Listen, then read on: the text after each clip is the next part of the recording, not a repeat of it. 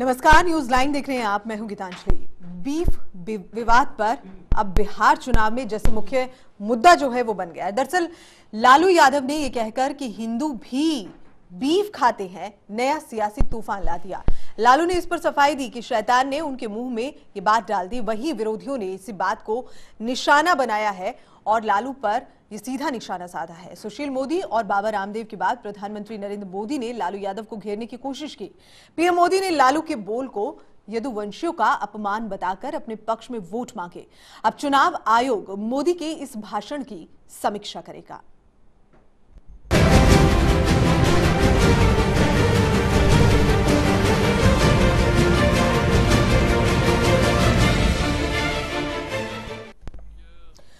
जी हां, लालू के बयान के बाद बिहार में शैतान पर सियासत शुरू हो गई। मुंगेर रैली में पीएम मोदी ने लालू की चुटकी लेते हुए कहा कि उनकी लड़ाई शैतानों से है। सवाल उठते हैं कि प्रधानमंत्री मोदी के इस तरह के बयान कितने सही हैं। क्या लालू को एक विवादित बयान चुनाव में भारी पड़ेगा और क्या बीफ विवाद अब बिहार में सबसे बड़ा मुद्दा बन जाएगा?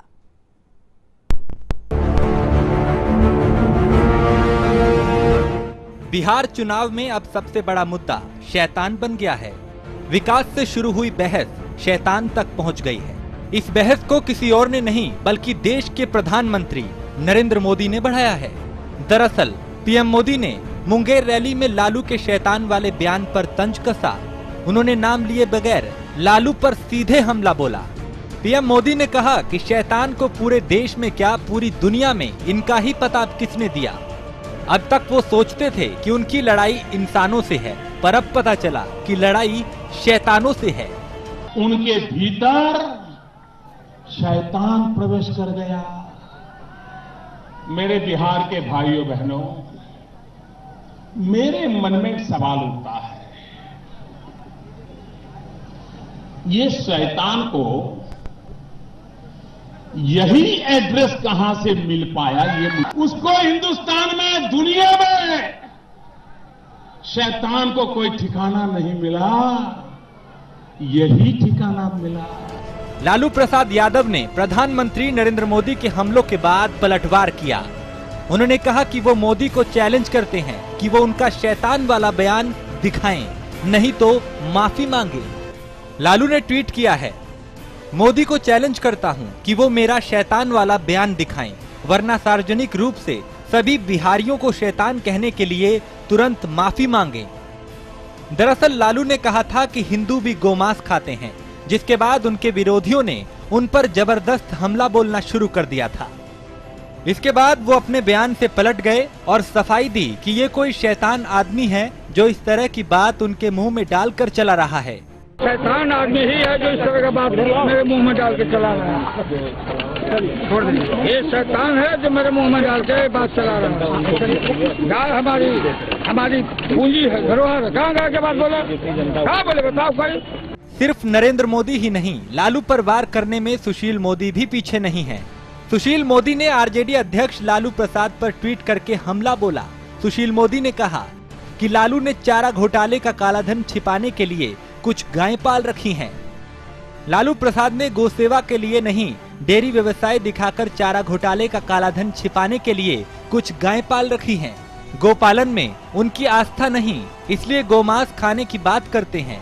वो बताएं कि उनके बेटे बेटियों को गोबर पाथना और दूध दुहना आता है क्या? दादरी से शुरू हुआ गोमांस विवाद बिहार चुनाव में छाया हुआ है। नेताओं के तीखे बयान आग में घी डालने का काम कर रहे हैं। पीएम मोदी समेत एनडीए के नेता गोमांस विवाद पर लालू को घेरने की कोशिश कर रहे हैं। वहीं लालू भी अपने अंदाज में जवाब दे रहे हैं। देखना होगा कि गोमांस विवाद से और इस पर हो रही बयानबाजी से किसको कितना फायदा मिलता है। Bureau report, channel one news.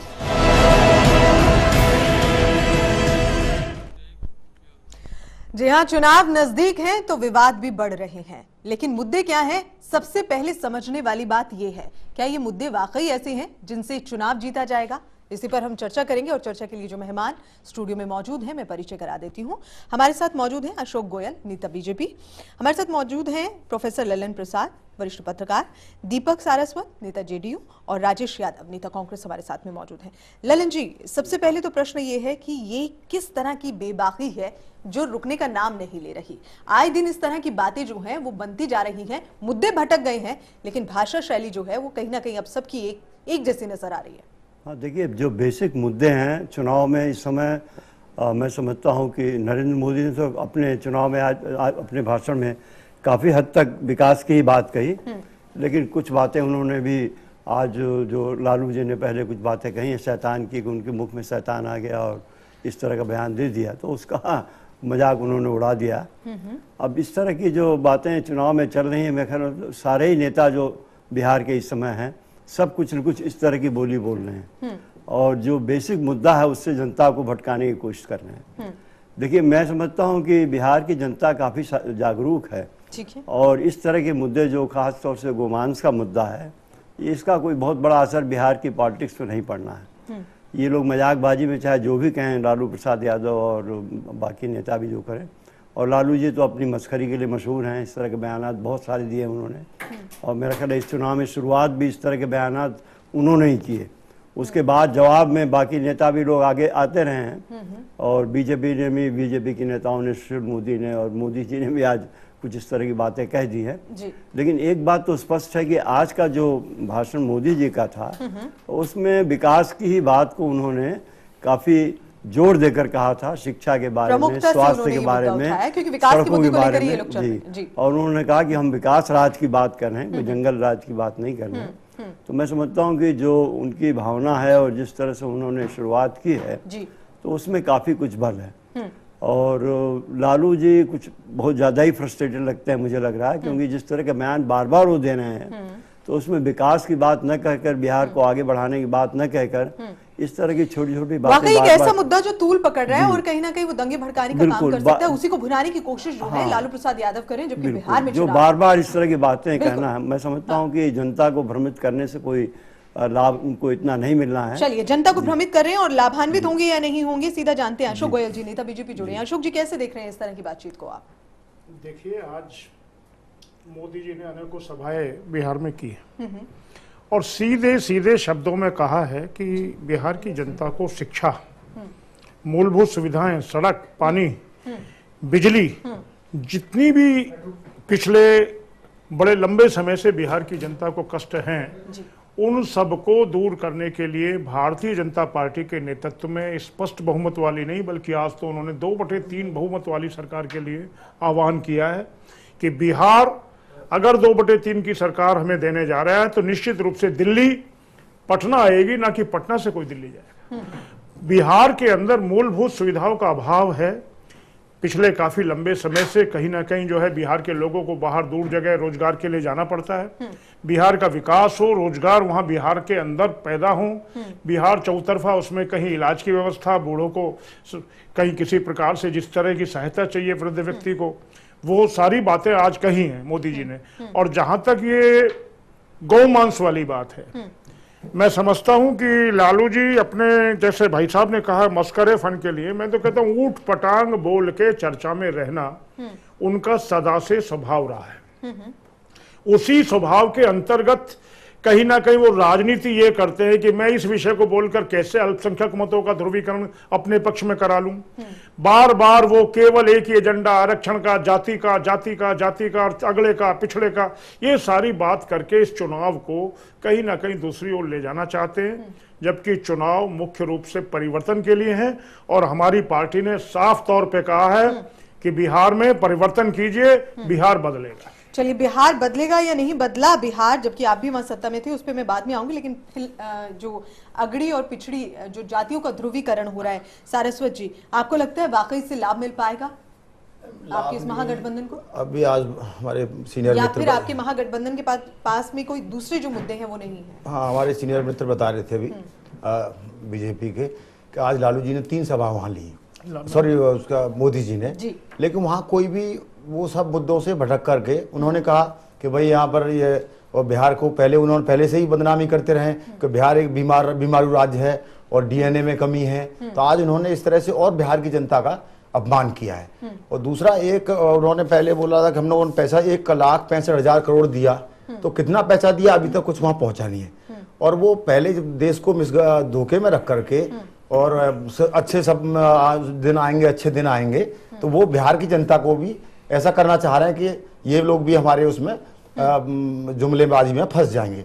लेकिन बिहार की जनता समझदार है, ऐसा नहीं होगा। वो नीतीश कुमार को अपना नेता मानती है और नीतीश कुमार विकास पुरुष हैं, तो नीतीश जी से बीजेपी और एनडीए के सभी घटक दल घबरा करके इस सब जुमलाबाजी में फंसाए हुए लोगों को ऐसा फंसाना चाहते हैं जो है।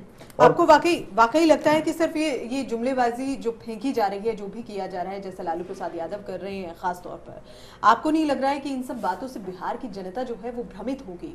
बहुत ही अजीबोगरीब परिस्थिति है इस वक्त बिहार की जनता के सामने, क्योंकि जो लोग एक दूसरे को पहले कोस रहे थे आज वो साथ में चुनाव लड़ रहे हैं, जो पहले सत्ता में थे आज वो विकास की बात कर रहे हैं, जबकि बिहार में विकास किस तरह से हो रहा है ये सब लोग जानते हैं। आपको नहीं लगता इससे जनता जो है वो भ्रमित होगी? केवल मोदी जी के साथ सारी जो टीम है वो सब नीतीश कुमार के ही मतलब चेले है, बोला जाए सब तो अच्छा ही रहेगा।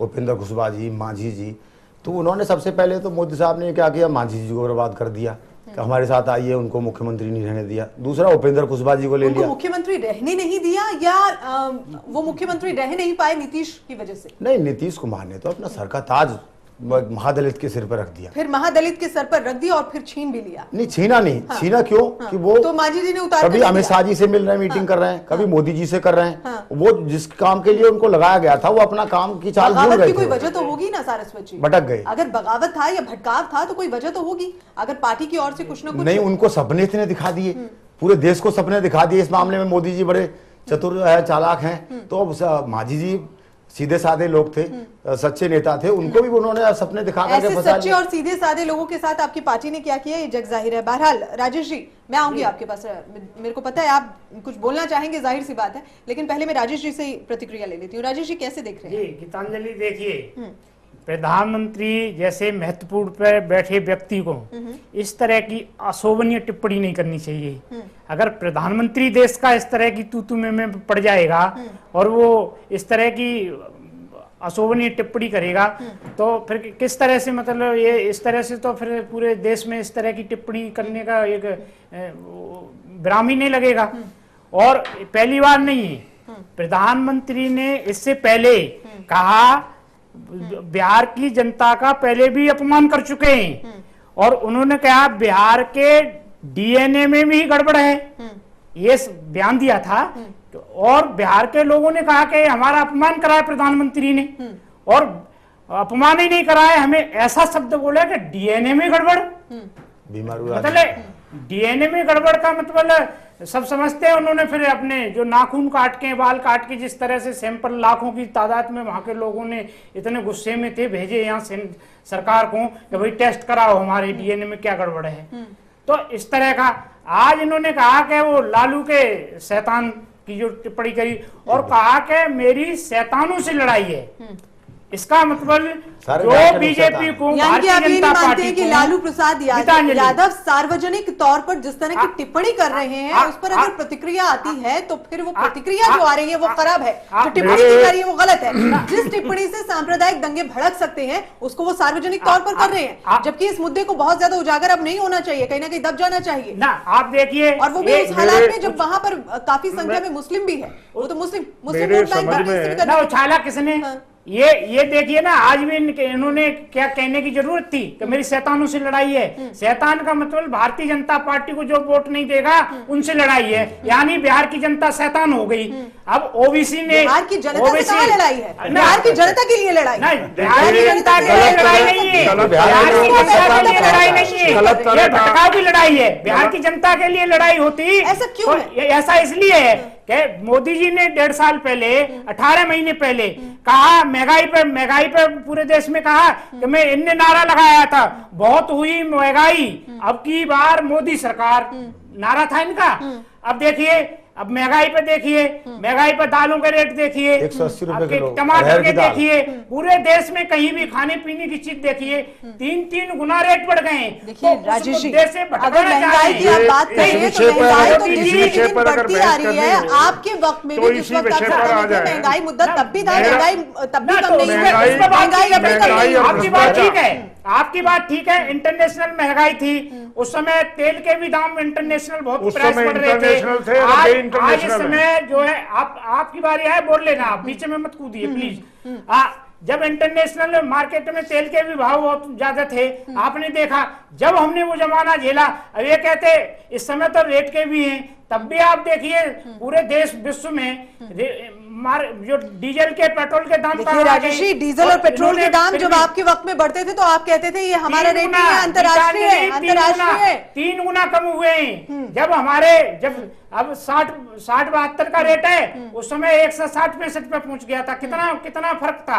आप देखिए ना, इन चीजों पर डिबेट नहीं करते हैं, मोदी जी कूद जाते हैं। आज उनने जो गौ मांस पे और जो भी है दुखद घटना थी, आज इन्होंने अपना जो मुंह खोला है प्रधानमंत्री जी।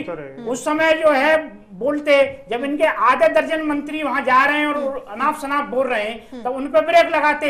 प्रधानमंत्री में क्या है, आपको नहीं लगता है कि बिहार में जो अपने बीफ का मुद्दा उठाने से ज्यादा जरूरी विकास का मुद्दा उठाना था, शिक्षा का मुद्दा उठाना था, चिकित्सा का मुद्दा उठाना था, लेकिन इन सबसे पहले बीफ का मुद्दा उठाया, क्योंकि ऐसे में एक सुर्खियों में एक मुद्दा है, उसे कैश करने की कोशिश लालू प्रसाद यादव कर रहे थे। आप नहीं मानते? ना किसी ने पत्रकार ने पूछा, उठाया नहीं, किसी पत्रकार ने उनसे पूछा तो ये बात ठीक है कि उन्होंने कहा कि कुछ हिंदू भी खाते हैं, ये कहा। तो आप मैं हिंदुओं के नाम बता दूं आपको, जो देश के जज हैं, वो उन्होंने कहा है कि मैं खाता हूं, तो ठीक है, काटजू जो भी है, मैं नाम नहीं पर्सनल लेना चाह रहा, बहुत लोग हैं, मैं गिना दूं आपको कहोगे तो। लेकिन क्या है, कानून सबके लिए एक होना चाहिए, हम तो ये कह रहे हैं। ठीक है, ये नहीं है कि आप हिंदुओं की भावनाओं को ठेस पहुंचे, किसी भी भावना हो, चुनाव के दौरान ही आप इस तरह के मुद्दे क्यों उठाने की कोशिश कर रहे हैं जो सांप्रदायिक चाहिए?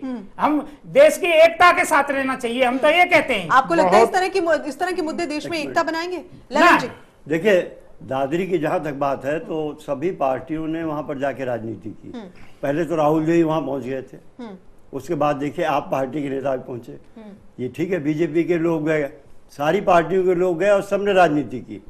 और जो उत्तर प्रदेश के गृह मंत्री, कोई कहता है मुसलमानों के साथ ऐसा हुआ है, गलत हुआ है, कोई कहता है ऐसा कोई नेता बाकी नहीं है किसी पार्टी का जो वहां गया न हो और जिसने उल्टे पुल्टे बयान न दिए हो। इसलिए किसी एक पार्टी को टारगेट करने का कोई मतलब नहीं उसमें। और दूसरी बात मैं ये कहना चाहूंगा, जैसे आप हमारे जेडीयू जी के प्रवक्ता ने कहा कि नीतीश कुमार की एक छवि विकास पुरुष की तरह है, और ये बात ठीक है, नीतीश कुमार ने एक छवि अपनी बनाई विकास पुरुष की तरफ, लेकिन फिर वो इतनी जल्दी नीचे कैसे आ गए? लालू जी से और ये जो महागठबंधन करने की क्या आवश्यकता पड़ गई? अगर वाकई बिहार की जनता उनको इतना चाहती थी और इतना प्यार करती थी, महागठबंधन में आने की जरूरत ही नहीं है, जबकि सीधा लाभ बिल्कुल जिसको सीधा लाभ लालू प्रसाद यादव को अपनी राजनीतिक भूमि इतने वक्त से जिसका विरोध करके लालू का विरोध करके शासन में आए, उसी लालू से जाके हाथ मिला लिया है और सवालों के घेरे में कहा आस्तीन का सांप, उसी के नीचे उसी के पांव पर आगे बैठ गए। तो यानी कि ललन जी ये बात साफ हो जाती है ना, यानी कि राजनीति में राजनीति कर सकते थे, लड़ सकते थे बिहार में। वही मैं कह रही हूँ, यानी कि राजनीति में सब कुछ जायज है। जनता का दिल जीतना है तो चाहे कैसे भी करके जीतना है, जनता का दिल जीतना है, चाहे जनता से झूठे वादे करे की क्यों ना जाए। चलिए अशोक जी, कुछ कह रहे थे आप? मेरा कहना यह है कि राजनीति में अवसरवादिता और उसका अगर पूरा उदाहरण देखा जाए, जिस तरीके से बिहार के अंदर अभी देखने में आया है, किस तरीके से नीतीश जी भारतीय जनता पार्टी के साथ में मुख्यमंत्री थे, पिछले 7-8 सालों तक जो है काम हुआ, उस 7-8 सालों में भी भाजपा कोटे के मंत्रियों ने जिस तरीके से पूरे उसको कार्य को अच्छे तरीके से सुचारू रूप से जनहित में चलाने का काम किया, लेकिन जनता के जनादेश को कहीं ना कहीं मैं तो कहूँगा कि उसको अनदेखी करके या उसके पीछे जो उसका अपमान करके वो लालू जी जैसे व्यक्ति के जिन्हें राजनीति में लोग जो है कहीं ना कहीं अच्छी ढंग से नहीं पचा पा रहे हैं कि उन्हें कहना क्या है ये पता नहीं, और कहना भी है तो उसके पीछे केवल तुष्टीकरण, उसके पीछे केवल और केवल जो है जातिवाद का जहर, जिस जहर को वो भुना के चाहते हैं कि दोबारा से, क्योंकि चुनाव लड़ने लायक वो है नहीं, इस चुनाव पे उनके लड़ने पर प्रतिबंध है। बच्चे उनके जो है पढ़े लिखे नहीं, दोनों बेटे, कोई 9वीं पास, कोई 12वीं पास, 11वीं पास, समझे उनकी स्थिति ये है। आज लालू जी BMW कार रखते हैं, उनका बेटा 20 लाख की जो है मोटरसाइकिल पे चलता है। किस तरीके का जंगल राज बिहार की जनता ने झेला है उसके बारे में मोदी जी ने खुल के बताया सारी चीजें। और मोदी जी ने ये कहा है कि ये बिहार जो युवाओं का बिहार है, जो ऐसा बिहार है जो लोकनायक जयप्रकाश नारायण का बिहार है, बिहार की एक गौरवशाली परंपरा रही है, उस परंपरा के आधार पर विकास के लिए भारतीय जनता पार्टी के पक्ष में आगे चल रहा है। और उन्होंने ये भी कहा है कि इस बिहार के लिए हम जो भी बेहतर से बेहतर बन सकेगा उसको आगे करेंगे, और इस बिहार के अंदर सड़कें भी अच्छी हों, यहाँ के बच्चे पढ़ें, यहाँ के युवाओं को रोजगार यहाँ बिहार में ही मिले। किस तरीके की बात उन्होंने आज बेटियों के सम्मान की बात भी रखी है, बेटियों की शिक्षा की बात भी रखी है, बुजुर्गों के सम्मान की बात भी रखी है, बड़े ही पॉजिटिव ढंग से बात रखी है। और जो नकारात्मक विषय खुद लालू जी ने शुरू किया कि मेरे अंदर किसी ने शैतान कोई आया और उसने मेरे से बुलवा रहा है, उन्होंने यही कहा कि उनकी आत्मा में ही शैतान क्यों प्रवेश कर गया। हमारा उनकी विचारधारा ये नहीं है कि वो शैतान किसी को कह रहे हैं, वही कह रहे हैं कि लालू जी को मतलब ये बात की कुछ लोगों यानी कि खुद लालू प्रसाद यादव अपनी बात को कहने के बाद उसी के कारण उन्होंने ये बात कही है। और उन्होंने ये भी बताया है कि पिछले 60 वर्षों में किन किन लोगों का शासन रहा है और आगे हमें किस तरीके से इसको लेके चलना है। बिल्कुल सही प्रश्न अभी ललन जी ने किया कि अगर इतनी लोकप्रियता नीतीश कुमार की है अभी बिहार की जनता के बीच में, तो फिर आखिर इस महागठबंधन की जरूरत क्या पड़ी? जंगल राज जिसे वो कहा करते थे, उनके साथ ही मिलकर चुनाव लड़ने की जरूरत क्यों पड़ी? मैडम जंगल राज तो वहाँ कभी रहा ही नहीं, इसको पहले भी खंडन कर क्या बात कर रहे हैं आप? और आपसे भी 2 बार कर रहे हैं आप। डिबेट शासन बाबू बनाम सुशासन बाबू चुनाव 5 साल पहले लड़ा गया। 2 मिनट मैम बोलने का टाइम दे, फिर उसका आप मुझे टाइम दिया था, मेरा प्लीज सुने आप, मेहरबानी। मैम जंगल राज वहाँ कभी रहा ही नहीं, और कभी इस तरह से बिहार पिछड़ा था, यूपी पिछड़ा था, हमारा देश पिछड़ा हुआ है। तो बहुत आगे लालू जी 15 साल मुख्यमंत्री रहे देश के, और अकेले अपनी पार्टी से मुख्यमंत्री रहे। अब भारतीय जनता पार्टी और क्षेत्रों में क्या है, मध्य प्रदेश में आप देखिए जो आज मोदी सपने दिखा रहे हैं बिहार को कि हम लोग तो पानी देंगे, लाइट देंगे, और इससे पहले 2 साल से हमारे से अलग है, एनडीए से बीजेपी अलग है। तो क्या वहाँ के शिक्षा मंत्री, स्वास्थ्य मंत्री इन्हीं की पार्टी के थे?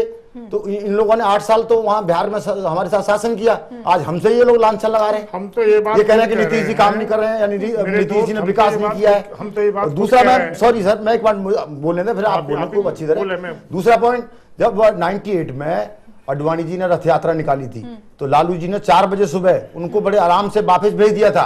यदि रथ यात्रा वहां कामयाब होती तो ये सांप्रदायिक दंगे भड़क जाते और वहां जंगल नहीं दंगल राज होता। जिस तरह से बीजेपी पूरे भारत में एक दंगल राज करना चाह रही है, चाहे दादरी कांड हो, चाहे मुजफ्फरनगर कांड हो, चाहे वाराणसी में आप देखिए क्या हो रहा है वहां।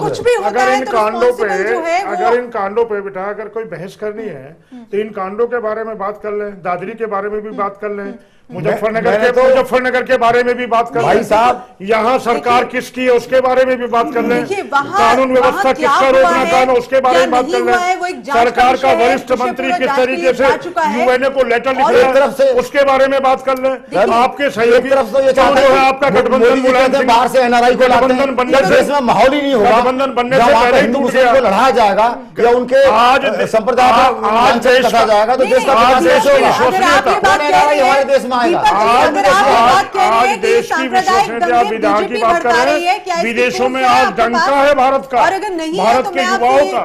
भारत के प्रधानमंत्री के 125 गए थे, उन्होंने वहाँ कुछ ऐसी पॉलिसी के बारे में बात करना था। भारत के 125 करोड़ लोगों का चैनल पर हैं आप, और मैं यही कहूंगी कि कोई भी आरोप अगर आप लगा रहे हैं, आज अमेरिका में आप लगाएं, अमेरिका में भारतीय प्रधानमंत्री का एक सम्मान है, आज चाइना में सम्मान है, आज विश्व के अंदर चाइना में क्या सम्मान है, आज विश्व के अंदर जो चाइना का माल हमारे यहाँ सस्ता मिलता था वो भी वापस लौट गया। गोयल जी आप अपनी बात को विदेश नीति को देखिए, बांग्लादेश से समझौता हुआ, हमारे 100 गांव चले गए, उनके 50 सारे जी, आप यही बात को रखिएगा।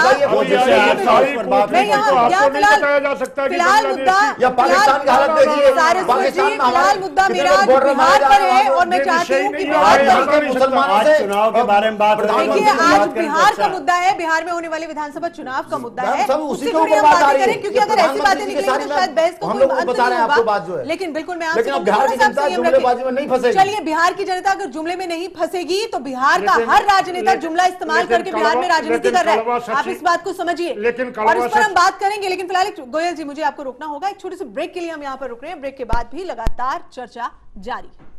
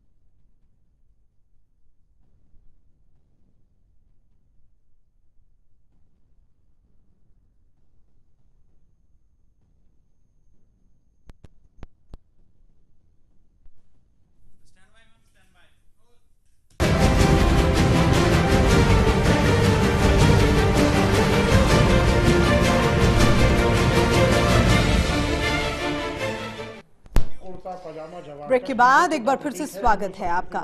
जी हाँ, जैसे आप आवाजें भी सुन रहे हैं, ब्रेक में भी लगातार चर्चा चल रही थी कि बिहार में आखिर होगा क्या।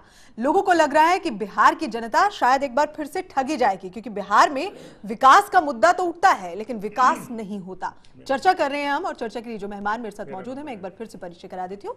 हमारे साथ मौजूद हैं अशोक गोयल, नेता बीजेपी, प्रोफेसर ललन प्रसाद, वरिष्ठ पत्रकार, दीपक सारस्वत, नेता जेडीयू, और राजेश यादव, नेता कांग्रेस, हमारे साथ में मौजूद हैं। ललन जी, अभी आपने देखा ब्रेक से पहले तमाम राजनीतिक दल के जो नेता जो लोग हैं हमारे साथ में बैठे हैं, और हर कोई ये बताने की कोशिश कर रहा है कि हमारी पार्टी जो कर रही है वो बहुत बेहतर कर रही है, लेकिन अगर दूसरी किसी पार्टी के किसी नेता ने बयानबाजी कर दी है तो फिर भाई इस पर तो कुछ ना कुछ होना जरूरी है। तो कुल मिलाकर जो भाषा शैली है उस पर हम कई बार चर्चा कर चुके हैं। अब बिहार में विकास के मुद्दे पर आ जाते हैं। बीजेपी विकास के मुद्दे को लेकर आगे बढ़ रही है। मेरा प्रश्न कल भी यही था, क्या बिहार में विकास जो है वो उस गति से हो पा रहा है जिस गति से बिहार में विकास होना चाहिए? और जो बिहार में विकास का मुद्दा लेकर बीजेपी चल रही है, तो क्या बीजेपी को सफलता हासिल होगी, जबकि गठबंधन में बिहार में बीजेपी रह चुकी है? देखिए, एक बात मैं कहना चाहूंगा कि बिहार सचमुच पिछड़ा राज्य है। और अगर ये बात कही जाए बिहार के लोगों के सामने, अगर चुनाव में बात उठाई जाए तो इसमें बुरा मानने वाले कोई बात नहीं, इसमें बिहार की कोई बेइज्जती नहीं है। क्योंकि जिस तरह से बिहार में कुशासन रहा है 60 सालों में, और अगर और राज्यों का कंपैरिजन आप करिए बिहार से, तो किसी मानक पर बिहार आगे नहीं आया, न तो शिक्षा के ऊपर, न तो स्वास्थ्य के ऊपर, न तो परिवहन के ऊपर या सड़क यातायात के ऊपर, या किसी चीज़ पर आप ले लीजिए। उद्योग तो वहाँ लग ही नहीं पाए, क्योंकि अपहरण के इतने केसेस होते हैं कि कोई उद्योगपति अगर बड़ी फैक्ट्री लगाए तो दूसरे दिन लोग पहुँच जाते हैं पैसे लेने के लिए। और जो बात आज मोदी ने कही वो फैक्ट है बिहार के अंदर, और काफ़ी इस तरह के केसेस होते रहे। और दुर्भाग्य की बात है कि वहाँ के जो राजनेता हैं इन चीज़ों में इन्वॉल्व रहे। तो किसी राज्य का अगर विकास नहीं हुआ इतने दिनों तक, तो उसके लिए जिम्मेदार तो वो लोग हैं ही जो आज जाति पाति और धर्म और इन चीज़ों को लेकर ही आगे बढ़ाना चाहते हैं। विकास की बात तो कोई कर ही नहीं रहा है। मैं समझता हूँ सिवाय नीतीश के बाकी और जितने और जो नेता लालू प्रसाद जी हैं और सारे लोग हैं, तो जिस तरह की आवाज़ और जिस तरह की बोली उनकी है, जिस तरह की बातें वो कह, लालू यादव जिस तरह की बातों को भुनाने की कोशिश कर रहे हैं। ललन जी, मैं आती हूँ अशोक जी आपके पास। बिहार में लालू जी जिस तरह की बातों को लेकर आगे बढ़ रहे हैं, जिन मुद्दों को वो तूल देने की कोशिश कर रहे हैं, क्या वाकई उससे लाभ मिलेगा लालू प्रसाद यादव को? उससे लालू को भी लाभ नहीं होगा और बिहार की जनता को भी कोई लाभ नहीं होगा। देखिए, आप किसी भी प्रांत के लोगों को खाली जात पात और संप्रदाय के नाम पर बात कर, और मुझे लगता है कि अब लोग पहले से ज्यादा इन सब बातों को, लालू ने कई बार यादवों के लिए कुछ बातें बहुत स्पष्ट रूप से अपने भाषण में कह दी है। तो इससे एक ध्रुवीकरण और जो होता है वो समाज को बांटने का ध्रुवीकरण होता है। और इस तरह की बात इतने बड़े राजनेता, इतने परिपक्व नेताओं को नहीं करनी चाहिए। बिल्कुल बिल्कुल, ये सही संदेश नहीं है जी। जो कह रहे हैं खाली बिहार के लोग नहीं देख रहे हैं। मैं राजेश जी आती हूँ आपके पास, पहले अशोक जी के पास जी। अशोक जी, मैं ललन जी की बात से पूरी तरह सहमत हूँ। बिहार बदलाव की राह पर चल पड़ा है।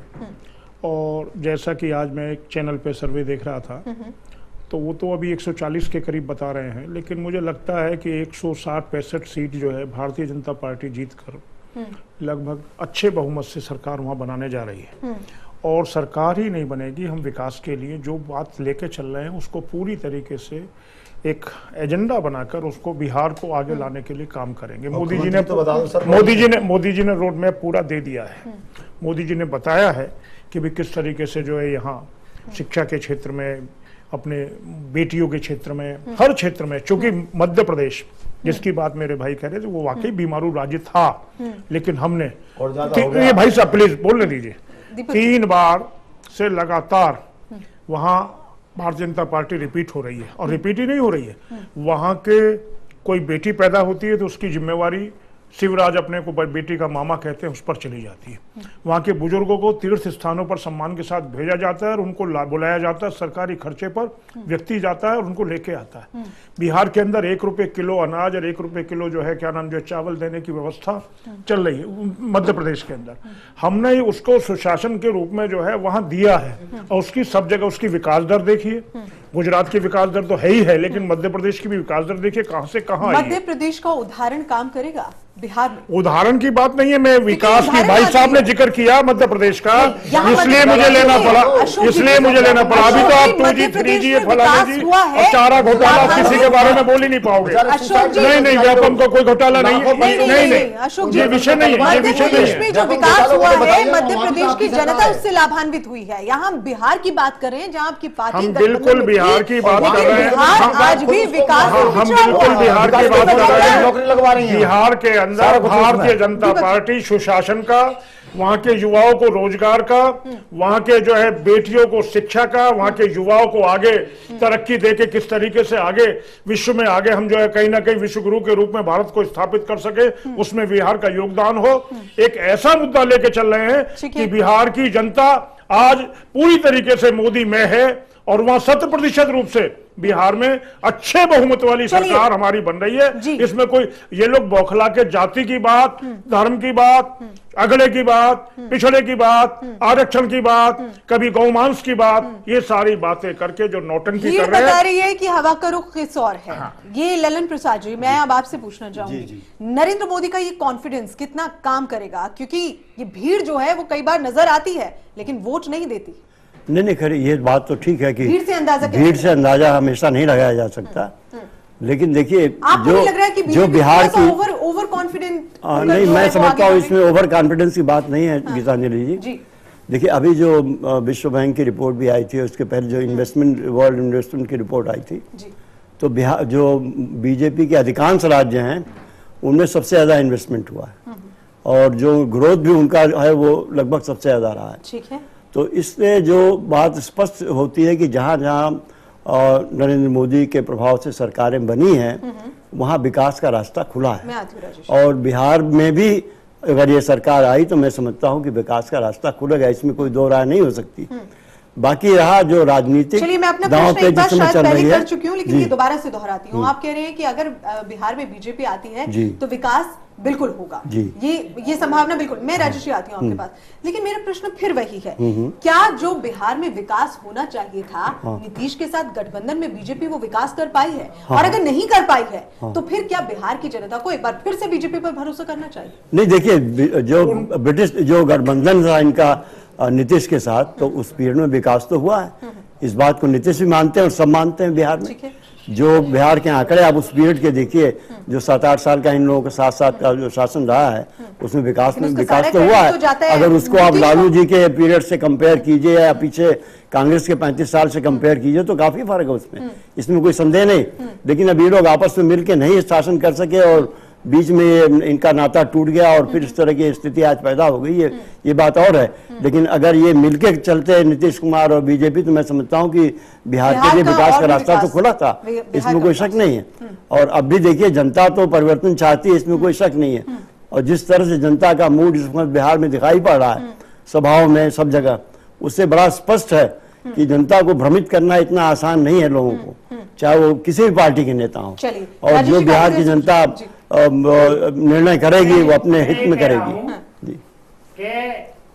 जो मुख्यमंत्री नीतीश कुमार थे उनके नेतृत्व में विकास हो रहा था, उनके नेतृत्व में सरकार थी।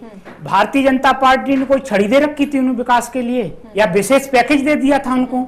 ये बातें बनाने में बहुत माहिर लोग हैं, झूठ बोलने में बहुत माहिर लोग हैं। जो सरकार चल रही थी दोनों के साथ चल रही थी, सिर्फ नीतीश कुमार नहीं कर रहे सर। जब गठबंधन की सरकार होती है तो दोनों मिलकर चलते हैं। नहीं, आप देखिए कांग्रेस ने, पहले सुन लीजिए आप,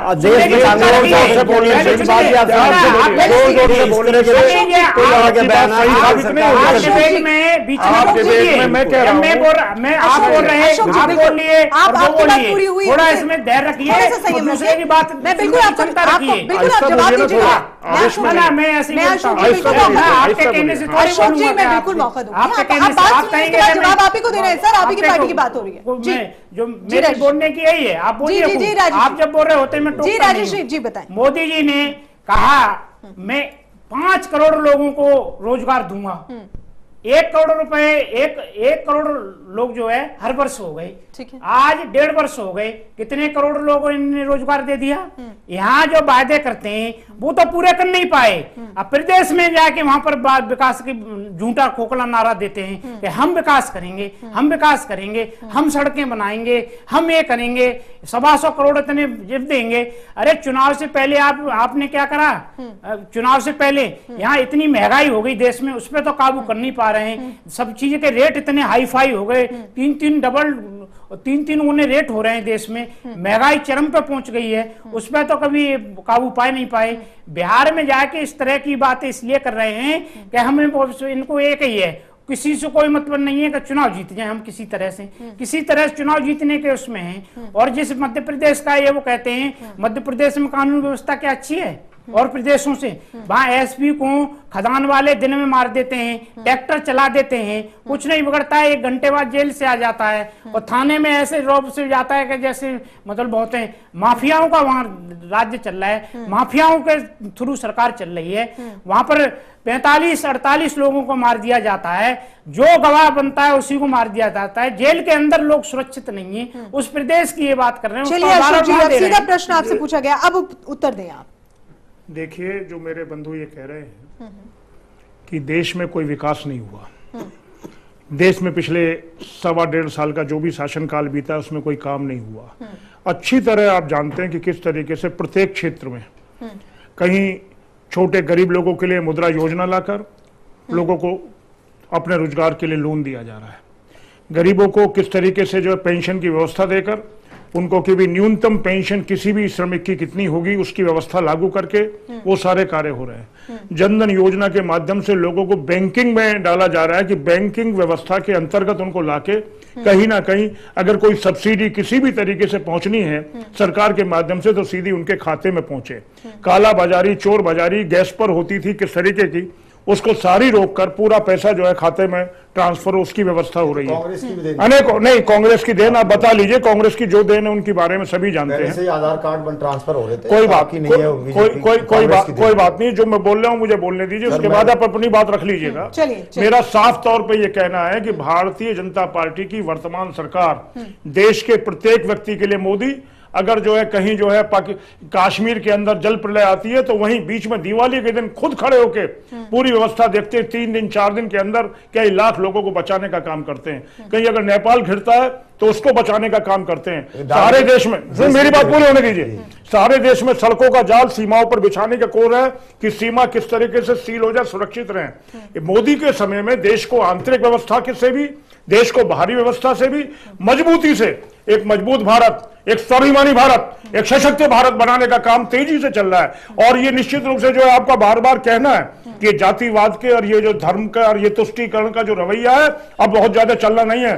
मोमडन्स क्षेत्रों में जहां मुस्लिम बहुल क्षेत्र है वहां भी भारतीय जनता पार्टी को मुस्लिम वर्ग का बहुत बड़ा समर्थन मिल रहा है। बिहार के अंदर आपको परिणाम चौंकाने वाले होंगे और इन परिणामों के बाद में आप लोग समझेंगे कि आपने क्या किया है, कैसे 4000 अपहरण आज मोदी जी बता रहे थे कि पिछले कुछ महीने 7 महीने के अंदर हुए।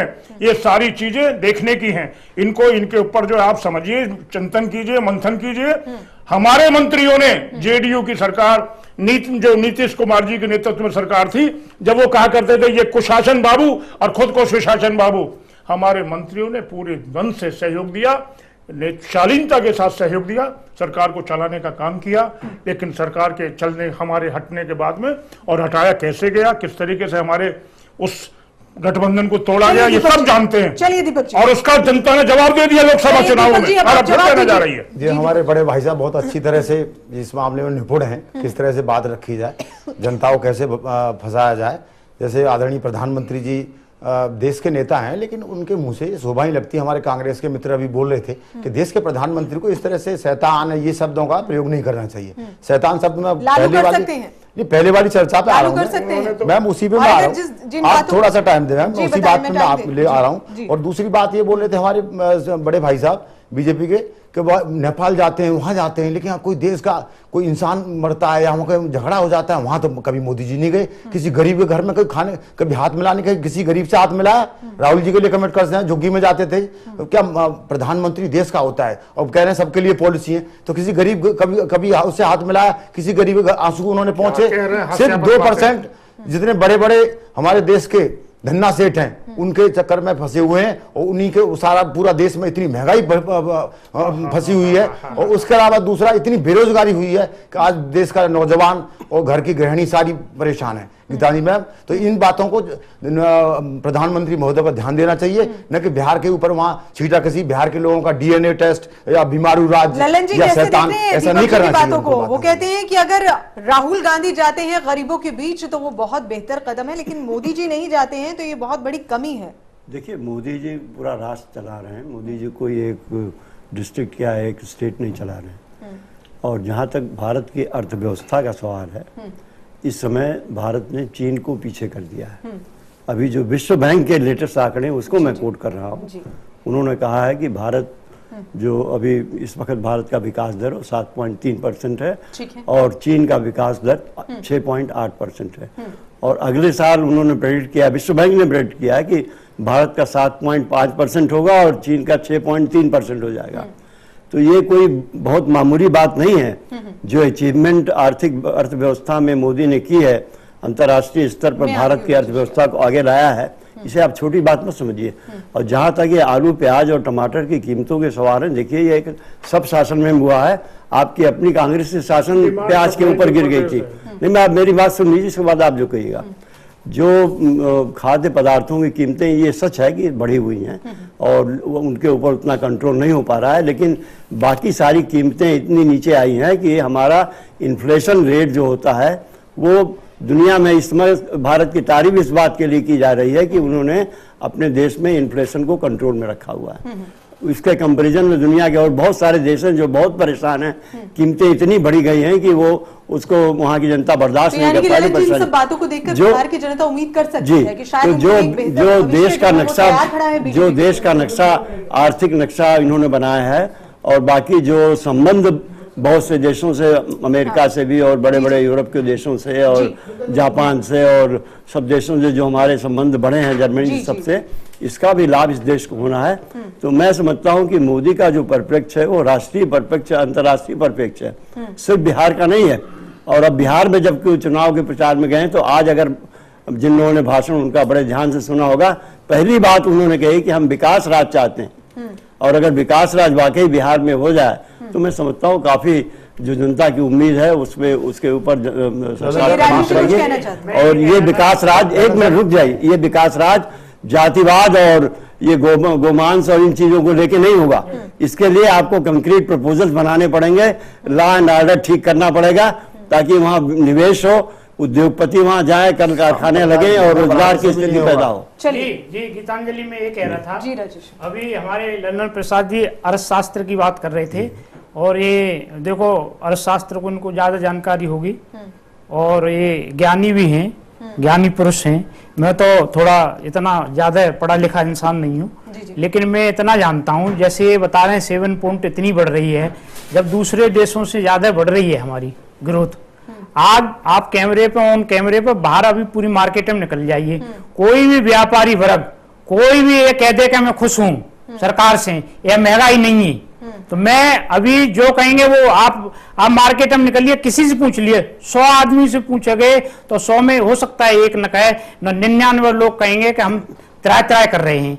ठीक है, वो किस। और आज मैं देख रहा था को जो सरकार के जो अनाज का जो एजेंसी है वो बता रही कि हमारे पास दाल दूसरी साल से पता नहीं कितने लाख टन बताई कि वो हमारे पास दालें ज्यादा हैं, पैदावार ज्यादा हुई है, ज्यादा हैं। अगर ज्यादा हैं तो वो दालें कहाँ गई, कहाँ पर किन लोगों ने छिपाई? क्या वो मोदी के करीबी लोग हैं? सरकार उन पर ध्यान नहीं दे रही है? इस तरह के जो जब इतनी चीज पैदावार हुई है और वो दालें देश में इतनी वो चीज है तो वो गई क्यों? और वो 60 रुपए की 1 से 80 रुपए किलो में क्यों बिक रही है दाल? अरहर की दाल का भाव 1 से 80 रुपए किलो है, इतनी क्यों जब महंगाई बढ़ रही है? हम जानते हैं अब सरकारी आंकड़े, इनके आंकड़े या इंटरनेशनल आंकड़े क्या कहते हैं, क्या हैं? भाई मैं इतना पढ़ा लिखा नहीं हूं, लेकिन मैं इतना जानता हूं, पूरी मार्केट में आप चले जाइए, किसी भी वर्ग में, किसी भी, आप छोटे व्यापारी से बड़े व्यापारी तक और अलग अलग उद्योग हैं, सब वर्ग में जाइए, सब परेशान है इस समय और सब कह रहे हैं कि महंगाई मोदी जी को लाके हमने बहुत बड़ी गलती करी है। राजेश जी, देश की जनता परेशान कब नहीं थी? आप सत्ता में थे, देश की जनता तब भी परेशान थी, देश का व्यापारी तब भी परेशान था। ये आप देश की जनता, फिर ये आंकड़े ऐसे क्यों बता रहे हैं कि हमारे चीन से भी ज्यादा ग्रोथ कर गए, हम बहुत आगे निकल गए, देश हमारा बहुत आगे निकल गया? हमारे आंकड़े नहीं है, खुशहाली कहाँ चली गई? ये खुशहाली कहाँ चली गई? राजेश जी, ये हमारे आपस के आंकड़े नहीं है ना, मैं तो कह रहा हूं कोई बात नहीं, मैंने तो जो आंकड़े दिए जो सारी दुनिया देख रही है उसको देखिए, लेकिन हकीकत पैमाने पर भी तो जाओगे आप। मैं तो कह रहा हूँ कि होंगे, लेकिन आप एक बाहर निकल के भी तो देखेंगे, ग्राउंड लेवल पर भी तो जाएंगे। जवाब जो बात कह रहे हैं, कहीं ना कहीं भड़काऊ बात कहना, इस तरह की बात कहना कांग्रेस की परंपरा में है, कोई दिक्कत नहीं है, लेकिन कुल मिला के सीमेंट सस्ता, लोहा सस्ता, हर चीज सस्ती। आज एक मेरे भाई साहब बोलने दीजिए मुझे, प्लीज प्लीज मुझे बोलने दीजिए, आपको मौका दूंगी, आप सही प्लीज बोलने दीजिए। थोड़ा सा देश के अंदर एक ऐसा वातावरण बना है कि हर चीज उपलब्ध भी है। कहीं घोटाले नाम की चीज जो है, पिछले 1.25 साल के अंदर कोई माई का लाल एक भी घोटाला, जबकि घोटालों से इतना बड़ा देश बढ़ गया, कई लाख करोड़ों के, कई लाख करोड़। भाई साहब बोलने दीजिए, प्लीज बोलने दीजिए। अशोक जी, ये बात निकलेगी, देखिए अगर ये बात निकलेगी घोटालों पर मैं हमेशा कहती हूँ कोई भी अब तो दल सीधा ही आपके हाथ में घोटाले है। की बात उठाए तो फिर बात बहुत आगे तक जाएगी। हाँ, मैं वही तो कहने जा रहा हूँ कि जो ये कहने जा रहे हैं घोटालेकालीन घोटाला कहीं का हुआ, अभी हुआ है। ललन जी आपसे जी, शुरू करूंगी, जी, वक्त जी। मेरे पास बहुत कम है, बहुत जी। संक्षिप्त में सबकी प्रतिक्रिया बिहार इलेक्शन पे सर। जी देखिए, बिहार की जनता प्रबुद्ध है और मुझे विश्वास है कि जो निर्णय वो देगी ठीक है। वो उसके हित में होगा। और जो लोग बिहार पर इस बूते पर हमेशा राज करते रहे कि जाति को बांटकर, संप्रदाय में लोगों को बांटकर और बिहार का नुकसान करते रहे, मैं समझता हूँ उनको इस चुनाव में बहुत बड़ा सबक मिलेगा।